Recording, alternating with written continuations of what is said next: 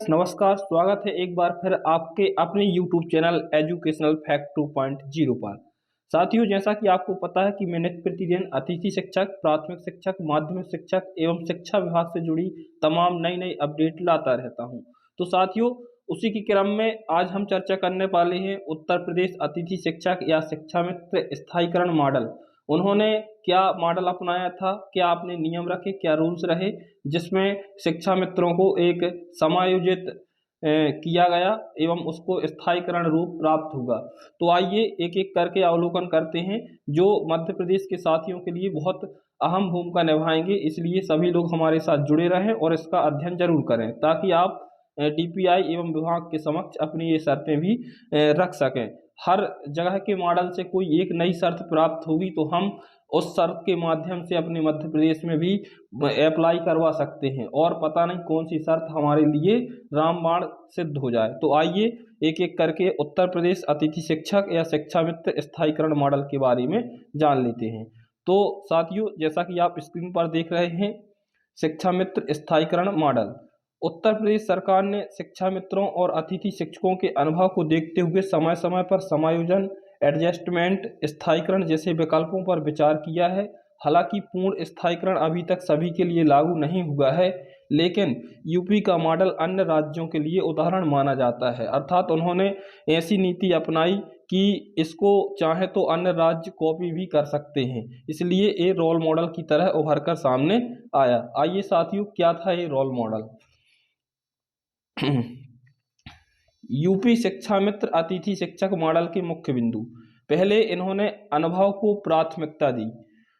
अनुभव को प्राथमिकता अर्थात कई वर्षों तक लगातार सेवा देने वाले शिक्षा मित्रों को प्राथमिकता दी गई। जिन्होंने कई वर्ष तक अपनी सेवा दी, ऐसे शिक्षा मित्रों को उन्होंने प्राथमिकता के क्रम में रखा।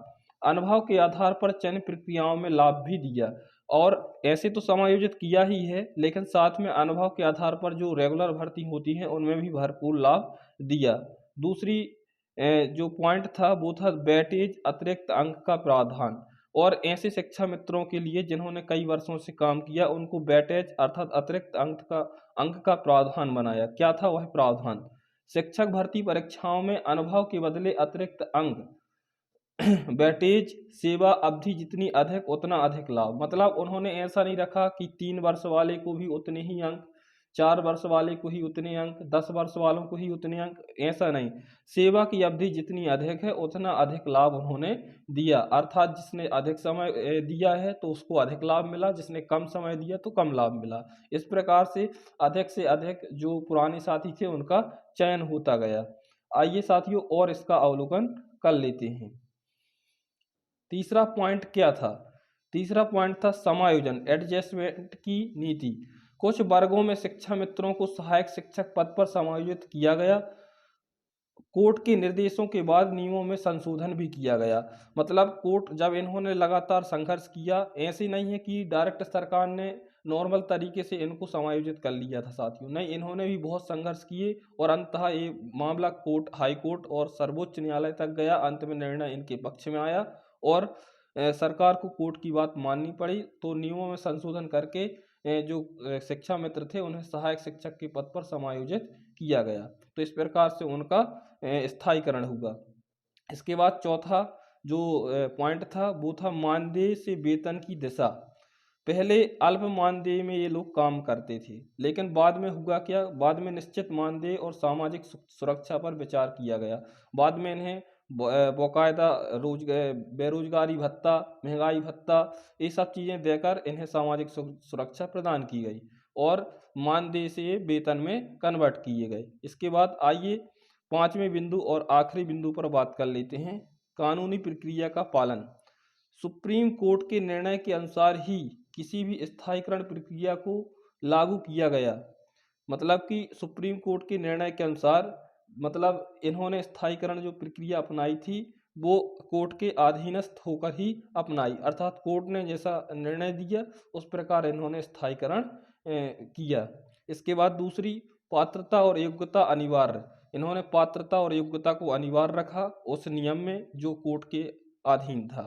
कि जो व्यक्ति स्थायीकरण के दायरे में आएंगे, जो अतिथि शिक्षक, वो पात्रता और योग्यता दोनों उनके पास होनी जरूरी है। तो इस प्रकार उनका स्थायीकरण हो सका। आइए साथियों और इसका अवलोकन करते हैं। क्या प्रश्न चिन्ह खड़ा होता है, क्या यह मॉडल एमपी, बिहार जैसे राज्यों में लागू हो सकता है? तो हाँ साथियों, हाँ, यूपी मॉडल के आधार पर अन्य राज्य भी अनुभव अंक अर्थात बोनस मार्क, विशेष भर्ती, आयु सीमा में छूट जैसे प्रावधान लागू कर सकते हैं। और ये मध्य प्रदेश के लिए भी कारगर सिद्ध हो सकता है यदि इस पर विचार करें हमारे शिक्षा मंत्री एवं शिक्षा विभाग। लेकिन बिना परीक्षा सीधा स्थायीकरण सुप्रीम कोर्ट के आदेशों के कारण कठिन है।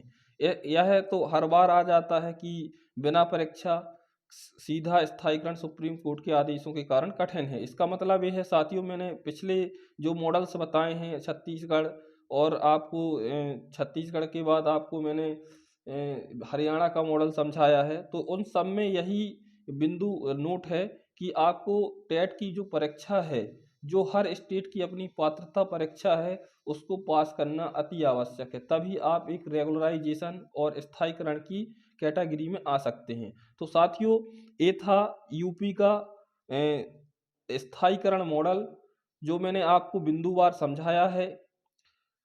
यह मॉडल समझकर कैसा लगा कमेंट्स बॉक्स में अपना रिस्पॉन्स जरूर लिखें और बने रहें हमारे साथ। मिलते हैं अगली वीडियो में, तब तक के लिए नमस्कार, जय हिंद, वंदे मातरम।